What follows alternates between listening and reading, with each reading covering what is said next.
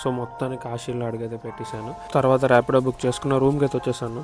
నేను స్టే చేసిన ప్లేస్ వచ్చేసి మొనాలిసా హాస్టల్. ఇది చాలా అఫోర్డబుల్, నాకు 650 చేంజ్ అంత పడింది.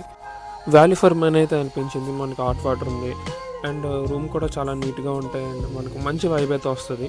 పెట్టిన మనీ అయితే వేస్ట్ అయితే కావద్దు. సో ఇంకా అది అయిపోయిన తర్వాత రెడీ అయిపోయి అండ్ నేను ఈరోజే కాశీకి రావడానికి మెయిన్ రీజన్ ఏంటంటే ఇవాళ నా బర్త్డే.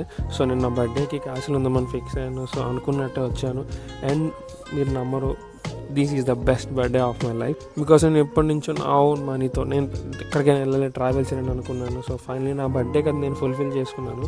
అండ్ నేను ఫస్ట్ వెళ్ళబోయే టెంపుల్ వచ్చేసి కాలభైరవ టెంపుల్. అండ్ ఈ టెంపుల్ అయితే కొంచెం లోపలికి ఉంటుంది, చాలా సందులు తిరిగిన తర్వాత మీకు అనిపిస్తుంది. అండ్ ఈ టెంపుల్ కూడా చాలా బాగుంది, చాలా పాతది కదా, మీరు ఎప్పుడూ చూడరు, అలా ఉంటుంది. నాకైతే మొత్తం చాలా నచ్చింది.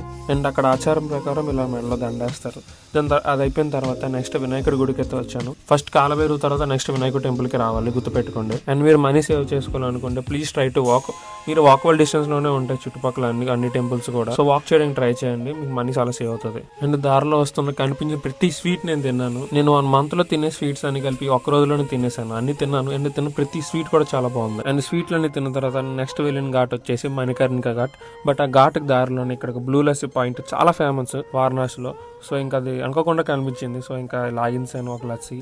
అండ్ లస్సీ టేస్ట్ ఉంది భయ్యా నెక్స్ట్ లెవెల్. మీరు గాని వస్తే అస్సలు మిస్ అవ్వద్దు. అది అయిపోయిన తర్వాత మణికర్ణిక ఘాట్ చూసుకొని తర్వాత బోట్ రైడ్ అయితే చేశాను. ఈ బోట్ రైడ్లో నాకు అంకుల్ చాలా విషయాలు చెప్పారు.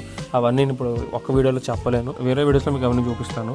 అండ్ అది అయిపోయిన తర్వాత వడ ఇంకా దోశ తినేసి నేను హాస్టల్కి అయితే వచ్చాను. అండ్ హాస్టల్కి వచ్చిన తర్వాత ఈ రోజు నేను నడిచిన నడకకి నా కాళ్ళు పని అయితే అయిపోయి లిటరలీ 20,000+ స్టెప్స్ వేసాను. కాలు అయితే ఫుల్గా నొప్పి పెట్టడం స్టార్ట్ చేస్తే హాట్ వాటర్లో పెట్టాను. అండ్ ఈ రోజు అలా అయింది. అండ్ రేపు నేను నా లైఫ్లో తిన్న బెస్ట్ మీల్ అయితే చెప్తాను, ఏ హోటల్లో తిన్నాను. అండ్ మీలో ఎవరైనా వారణాసి వెళ్ళి ఉంటే మీరు అక్కడ తిన్న బెస్ట్ మీల్ అయితే కామెంట్ చేయండి. And make sure to follow.